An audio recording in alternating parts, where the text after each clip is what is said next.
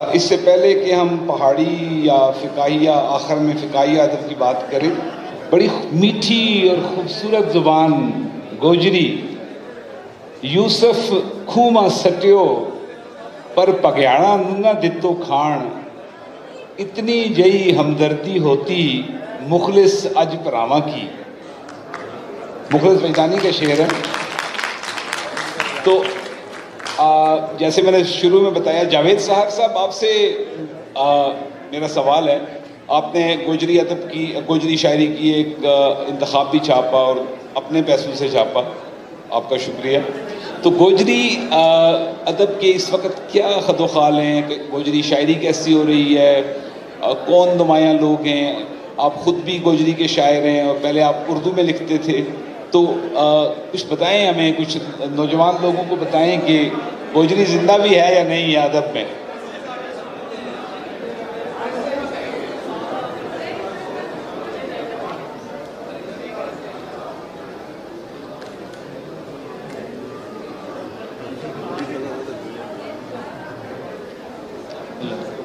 بسم اللہ الرحمن الرحیم۔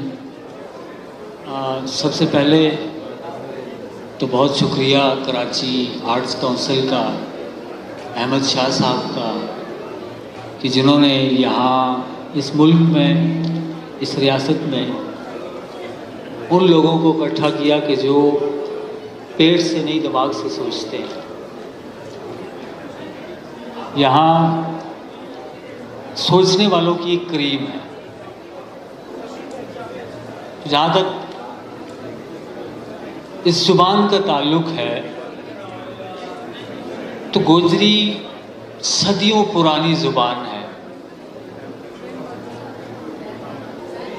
اور صدیوں سے یہ زبان کہیں سینہ بسینہ اور کہیں تحریری شکل میں چلتی آ رہی ہے۔ تاریخ کا میں طالب علم نہیں ہوں، اگر کوئی تاریخی اس طرح کی کوئی بات کروں گا تو کیونکہ ہمارے ہاں تاریخوں کا بھی وہ حال نہیں ہے کہ جو تاریخیں ہوتی ہیں۔ یہاں تاریخوں کی 3 اقسام ہیں، ایک محبت میں لکھی جانے والی، ایک بغض میں لکھی جانے والی، اور ایک نیوٹرل تاریخ۔ ہماری نیوٹرل تاریخ جو ہے وہ ابھی نہیں ہے۔ اس پہ بہت معذرت لوگوں سے کہ جو تاریخ کے اور آگ پہ نظر رکھتے ہیں۔ گوجری کی جو بنیادی چیز ہے، گوجری کے اوپر جو آج سے 100 سال پہلے تک جو ایک چھاپ ہے وہ تصوف کی ہے۔ اس میں بیت ہے، نعت ہے، حمد ہے، سے حرفی ہے۔ گوجری پچھلی 100 سال پہلے تک اس چیز کو اپنے ساتھ لے کے چلی ہے۔ اس سے پہلے جو لوگ تھے، بہت سارے تاریخی حوالے ملتے ہیں، ان میں بھی کہیں نہ کہیں جو ہے وہ تصوف ہی گوجری شاعری کا ایک بنیادی وصف رہا ہے۔ اب گوجری شاعری اور جدید گوجری غزل کا جو ہے سلسلہ ہے وہ پچھلے 60 یا 70 سالہ دور سے ہے۔ اس سے پہلے خدا بخشزاد، میاں نظام الدین لاروی، سائیں قادر بخش، سائیں فخردین، یہ اس طرح کے لوگ تھے کہ جنہوں نے ابتدائی کام کیا گوجری شاعری کے حوالے سے۔ پھر جب جدید گوجری غزل کی بات آتی ہے تو جدید گوجری غزل میں جو ہے وہ نون پنچھی سے شروع ہوتی ہے۔ اب نون پنچھی کے دور کے بعد گوجری غزل جو ہے اس کو ایک نئی آواز، ایک نئی توانا آواز جو ملتی ہے وہ اقبال عظیم سے آ کے ملتی ہے، اور اقبال عظیم گوجری کا جدید لہجے کا سب سے بنیادی جو ہے وہ شاعر ہیں۔ پھر اس آواز کے ساتھ مختلف آوازیں شامل ہوتی ہیں، رانا فضل حسین، صابر حسین آفاقی، مخلص وجدانی، پھر لائن آف کنٹرول کے اگر اس طرف آپ دیکھیں گے تو اقبال عظیم ہیں، منشا خاکی ہیں، ڈاکٹر رفیق انجم ہیں، اور پھر اس کے بعد پھر ایک تیسری کھیپ آتی ہے اس میں 10-20 سال تک گوجری غزل پہ یہ 8-10 لوگ جو ہیں وہ اس کو ایک نئی سمت میں لے کے جاتے ہیں۔ پھر ایک نیا سلسلہ چلتا ہے گوجری غزل کا، اور اس گوجری غزل میں جہانگیر اصغر سامنے آتے ہیں، اس گوجری غزل میں پھر جو ہے منیر زاہد سامنے آتے ہیں، اس گوجری غزل میں نوجوان شعراء میں صفی ربانی جیسا قلمکار سامنے آتا ہے، اسی سفر میں اقبال حیات جیسا نوجوان آپ کے سامنے آتا ہے کہ اقبال اپنی یہ لوگ بھی ڈولی کے نال بھی آپے شریک بھی بنے آپے پیال بھی، آپے شریک بھی بنے آپے پیال بھی، یہ لوگ جنج نال بھی ڈولی کے نال بھی۔ گوجری جدید گوجری غزل کا لہجہ ہے، اور جس خوبصورتی سے برتا گیا ہے، اس خیال کو جس خوبصورتی سے برتا ہے، غزلاں کی بھوم باغتی اقبال حیات نا، غزلاں کی بھوم باغتی اقبال حیات نا، نظمہ کی پات لا گئے وہ شیم بٹالوی۔ واہ واہ، اس خوبصورتی سے باندھا ہے۔ پھر آپ تھوڑا پیچھے جا کے اس کا شعر دیکھ لیں آپ، اقبال عظیم کا شعر، کہ اقبال عظیم کہتے ہیں کہ چر تک عوام درد کی سیجل کو پارت ہو، ایک سائنسی کیفیت کا شعر ہے۔ مصرع دیکھیں آپ کہ چر تک عوام درد کی سیجل کو پارت ہو، چپ نال ٹور گئے ہو کوئی بانپھل نہ چھوڑ گئے۔ یہ زبان ہے، اور میں تو کہتا ہوں کہ گوجری شاعری کی زبان ہے۔ اور میرے سامنے اس وقت دو ایسے لوگ بیٹھے ہوئے تشریف رکھتے ہیں، جناب احمد حسین مجاہد اور اعجاز نعمانی، کہ جن کی زبان گوجری نہیں ہے، ان کی مادری زبان گوجری نہیں ہے، لیکن گوجری زبان پہ بحیثیت ایک گوجری زبان کے قلمکار ہونے کے میں احسان مند ہوں۔ اور گوجر زبان بولنے والے لوگ جو ہیں وہ قلم قبیلے سے ہٹ کے وہ بھی احسان مند ہیں ان لوگوں کے، کہ جن لوگوں نے گوجری شاعری کی جھولی میں بہت کچھ ڈالا ہے۔ شعر دیکھیے گا، گل سن ربا نکوں چو گئی انہاں نہ بھی ٹھاک تبیر، گل سن ربا نکوں چو گئی انہاں نہ بھی ٹھاک تبیر، میرو تحت بس نہیں چلتو تیرے بسوں باہر ہے کہ، جناب اعجاز نعمانی کے شعر۔ پھر احمد حسین مجاہد کے شعر دیکھیے کہ اور کسے کی چلم نہیں پرتو، اور کسی کی چلم نہیں پرتو تابے داری تھاری نہ ہے۔ اب یہ ہماری تہذیب، ہماری روایت، ہمارے کلچر، ہمارے ماضی سے جڑا ہوا شعر ہے۔ چلم بھرنا، اور اس چلم بھرنے کو جس خوبصورتی کے ساتھ شعر کے اندر ڈالا ہے، یہ گوجری کا جو آنے والا قلمکار بھی، اور گوجری پڑھنے والا جو آگے گوجری پڑھے گا، جو گوجری پہ تحقیق کرے گا، وہ احسان مند رہے گا ان لوگوں کا کہ جن لوگوں نے گوجری پہ کام کیا ہے۔ بہت شکریہ جاوید صاحب، ایک بہت خوبصورت شعر آپ نے مجاہد صاحب کا سنایا۔ میرے خیال میں اس خوبصورت شعر کے ساتھ ہم اگلی زبان کی طرف چلتے ہیں۔ ڈاکٹر صغیر خان، سودن لوگوں کے بارے میں تو سنا تھا کہ وہ بڑی مارشل لیس ہے اور بڑی مار داڑ کرتے ہیں، اور عورتیں بندوق لے کے سوتی ہیں تکیے کے نیچے۔ اس میں شاعر اور ادیب کب سے پیدا ہونے لگے، اور یہ کیا تفصیلات ہیں؟ بسم اللہ الرحمن الرحیم۔ سودن کیسے اور کتنے مارشل ہیں اس کا اندازہ آپ سے زیادہ کسی کو نہیں ہوگا، کیونکہ جو تن بیتی ہوتی ہے وہ جگ بیتی ہوتی ہے، سو اس پہ اور کچھ نہیں کہوں گا۔ تو میرے خیال میں بس وقت بدلتا رہتا ہے، کبھی سودن ابھی بھی شاید کچھ ایسا ہوتا ہے کہ اگر پہلے رائفل لے کے سوتا تھا تو اب قلم کو رائفل بنانے کی کوشش کر رہا ہے۔ واہ واہ واہ واہ واہ۔ تو سر آپ سے درخواست یہ ہے، آپ 14 کتابیں آپ نے لکھی ہیں، پہاڑی زبان کا تو میرا خیال ہے بولنے میں تو یہ سب سے معروف زبان ہے ہمارے آزاد کشمیر میں، اگرچہ لہجے مختلف ہیں ایک ضلع سے دوسرے ضلع میں، لیکن ادب کم از کم بہت زیادہ سامنے نہیں آیا۔ تو ہمیں ایک اجمالی جائزہ آپ دے دیں کہ پہاڑی ادب کی کیا نشانات ہیں، کیا اس کا معیار ہے، مقدار ہے، اور کس طرف کی جا رہی ہے؟ دیکھیے جہاں تک پہاڑی زبان کا تعلق ہے تو علامہ اقبال اوپن یونیورسٹی کا ایک شعبہ ہے پاکستانی زبانیں اور ادب، اس کے ساتھ کچھ عرصہ میں نے کام کیا، اور وہاں اس کام کے دوران جو ایک تحقیقی کام تھا، یہ بات سامنے آئی ہے کہ آزاد کشمیر میں پہاڑی کے 4 لہجے بولے جاتے ہیں۔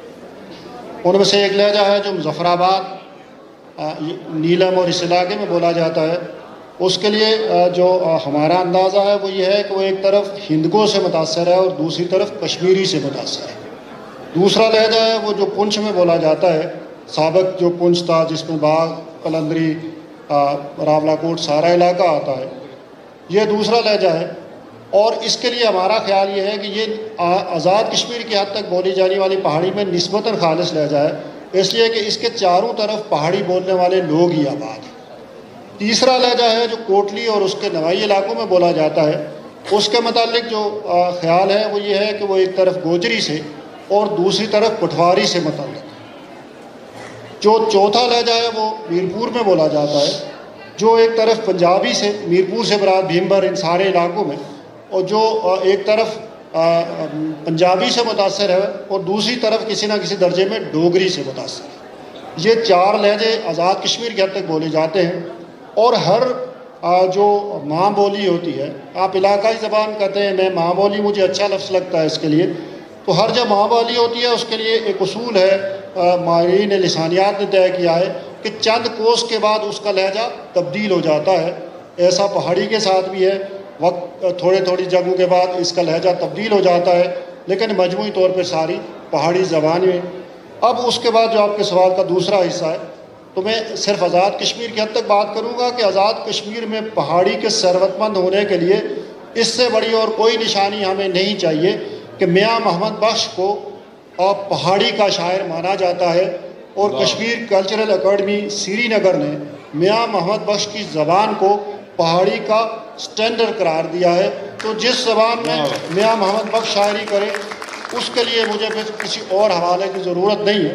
لیکن اس سے تھوڑا آگے چلتے ہیں، ہمیں میرپور کے علاقے میں زمان چنا ملتے ہیں، ان کی شاعری ہے، پھر مشتاق شاد نے اس میں شاعری کی، پھر سلیم رفیقی نے اس میں شاعری کی، ظفر آباد میں چناری سے تعلق رکھنے والے مظفر احمد ظفر، اگر میں نام غلط نہیں لے رہا، تو یہ وہ لوگ ہیں جنہوں نے آزاد کشمیر میں پہاڑی کا ابتدائی کام کیا۔ جو اگر ہم اس کو لسانی جغرافیہ پہاڑی کا علاق کریں تو یہ وہ بنیادی لوگ ہیں جنہوں نے پہاڑی کے لیے کام کیا۔ ڈاکٹر غلام حسین اظہر نے ایک کتاب پہاڑی گوجری لوک گیت لوک ورثہ کے زیر اہتمام چھاپی، اس میں پہاڑی کے گیت شامل کیے۔ پھر شاہ نبات نے میرپور میں پہاڑی لوک گیت جمع کیے، چانا توڑا چاننا، وہ پہاڑی کا ایک ابتدائی کام ہے۔ تو یوں پہاڑی میں یقیناً یہ کام بھی ہے۔ اور پھر خواجہ صاحب ایک بات کہی جاتی ہے کہ دنیا میں اس قوم کو بہت زیادہ مہذب سمجھا جاتا ہے، آپ ظاہر مجھ سے زیادہ دنیا دیکھ آئیں، کہ جہاں جس قوم کی مادری زبان کا لوک ادب زیادہ ہو، دنیا اسے زیادہ مہذب سمجھتی ہے۔ اب مجھے نہیں اندازہ کہ یہ سٹینڈرڈ، ہم تو چونکہ مہذب سمجھنے کے لیے بڑی کوٹھی، گاڑی، مہنگے کپڑے، مہنگا فون اس کو سمجھتے۔ اب پہاڑی میں لوک ادب کا بہت بڑا ذخیرہ موجود ہے، اور پہاڑی پہ اگر ہم LOC کے اس طرف بھارتی مقبوضہ کشمیر میں جائیں، وہاں کا حوالہ دیں، تو بہت سارے لوگوں نے بہت کام کیا ہے۔ اور ایک آخری بات اس زمن میں یہ کہنا چاہوں گا کہ میں کچھ عرصہ پہلے جموں گیا، تو وہاں 15 دن میں جموں میں رہا، اور 15 دن میں مجھے ایک لمحے کے لیے نہ اردو بولنی پڑی، نہ اپنی ٹوٹی پھوٹی انگریزی کا سہارا لینا پڑا۔ اپنے روزمرہ کے معمولات چلانے کے لیے میں پہاڑی میں بات کرتا رہا۔ اور پھر مجھے جو جموں یونیورسٹی کا ڈوگری ڈپارٹمنٹ ہے اس میں مجھے انہوں نے بلایا، چھوٹی سی ایک نشست انہوں نے رکھی، تو وہاں پہ وہ ڈوگری میں بات کر رہے تھے، لیکن وہ بات کوئی اتنی مشکل نہیں تھی کہ میں سمجھ نہیں سکتا تھا یا میں اس کا مطلب اخذ نہیں کر سکتا تھا۔ تو یوں میرے خیال میں نے ایک اندازہ لگایا ہے کہ کشمیری یقیناً ریاست کی بہت بڑی زبان ہے، گوجری بہت بڑی زبان ہے، اس میں کوئی شک نہیں، لیکن پہاڑی ایک تو سارے آزاد کشمیر میں بولی اور سمجھی جاتی ہے۔ وہ لوگ جن کی مادری زبان کشمیری ہے یا جن کی مادری زبان گوجری ہے، وہ بھی پہاڑی بول اور سمجھ لیتے ہیں، اور اسی طرح مقبوضہ کشمیر کے بے شمار علاقوں میں پہاڑی بولی جاتی ہے۔ پھر انگلینڈ کے متعلق آپ جانتے ہیں کہ کہ اعداد و شمار میں بتاتے ہیں کہ 10 لاکھ لوگ پہاڑی بولنے والے وہاں پہ رہتے ہیں. وہاں کا شاید ایک ضابطہ جو مجھے بتایا گیا ہے 15 لاکھ انہوں نے کہا جی. تو مجھے ایک ضابطہ بتایا گیا کہ وہاں 2.5 لاکھ لوگ جو زبان بولتے ہیں وہ سیکنڈری لینگویج کے طور پہ رجسٹر ہوتی ہے. پہاڑی میں وہاں سے پروگرام ظاہر کیے جاتے ہیں. تو میرے خیال میں پہاڑی ادب میں جو میں آخری بات آپ سے کرنا چاہتا تھا کہ میں جموں گیا تو وہاں ایک تقریب میں مجھے قرآن پاک کا پہاڑی ترجمہ دیا گیا پہاڑی میں. تو میرے لیے اس سے بڑی اور کوئی بات نہیں کہ جس زبان میں قرآن پاک کا ترجمہ ہو اس کے لیے مجھے کسی اور شہادت کی ضرورت نہیں، نہ مجھے کسی دعوے کی ضرورت. آپ نے بہت جو ہے نا سمندر میں کوزے میں سمندر بند کیا. میرے خیال میں نے بھی بہت سی نئی باتیں سنی ہیں آج. مثلا پہاڑی میں ترجمہ قرآن پاک کا میرے خیال میں ہماری جو زیادہ آڈینس ہے یونیورسٹی سے اور ینگ لوگوں کے لیے جو گھر میں یا اب آپس میں تو پہاڑی بولتے ہوں گے، لیکن ہمیں سمجھ آ رہی ہے ڈاکٹر صاحب کی بات سننے کے بعد کہ بہت وسیع اس کا لوک ادب بھی ہے اور آج کے دور میں بھی اس میں تخلیقات کی جا رہی ہیں اور یہ ایک مضبوط زبان ہے. بہت شکریہ ڈاکٹر صاحب. تو اب ہم بشیر مراد صاحب کی طرف چلیں. کل یہ کہتے تھے ہاشمی صاحب، یہ جو 76 سے آگے راڑا ہے، خستہ سڑکیں یہاں ہیں جتنی بھی، یہ انہی کا امام باڑہ ہے. آذر عسکری کا نام نہ آئے، فقاہی ادب کی بات ہو کشمیر میں تو یہ ممکن نہیں ہے. لیکن آذر عسکری صاحب جو کہ قومی سطح کے شاعر تھے اور فقاہی شاعر تھے اور جن کو لوگ جانتے ہیں پاکستان بھر میں. اس کے بعد بشیر مراد صاحب میں سمجھنا چاہوں گا کہ یہ روایت کہاں گئی، کدھر گئی، کون لوگ آئے. میں آپ کا ذکر اس لیے نہیں کر رہا کہ آپ نے نثر میں بھی لکھا فقاہی اور شاعری بھی لکھی اور آپ کی پہچان ہے، لیکن میں آپ سے سننا چاہتا ہوں یہ فقاہی ادب کی روایت آزاد کشمیر میں کیسے